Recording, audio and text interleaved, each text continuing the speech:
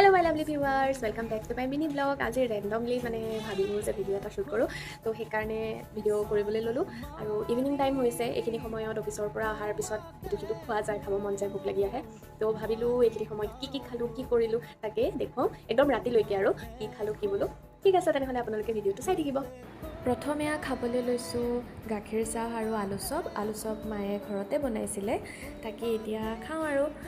বিৰাট বেছি টেষ্টি হৈছিলে খাবলৈ এয়া গাখীৰ চাহৰ লগত পুৰা খাই আছোঁ তাৰপিছত খালোঁ লিভাৰ ফ্ৰাই ভিডিঅ' কৰিবলৈ পাহৰিলোঁ সেইকাৰণে ফটোকে দি দিলোঁ ৰাতি খালোঁ এয়া মাংস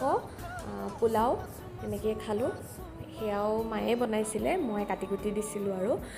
ইমান বেছি টেষ্টি হৈছিলে পোলাও মাংসখিনি খাবলৈও এয়া খাই আছোঁ আৰু একদম শেষত খালোঁ এটা মিঠা দৈ বাতি যিহেতু বহুত বেছি গৰম সেইকাৰণে একদম ঠাণ্ডা ঠাণ্ডা দৈ বাতি এটা খাই দিলোঁ আজিলৈ বাই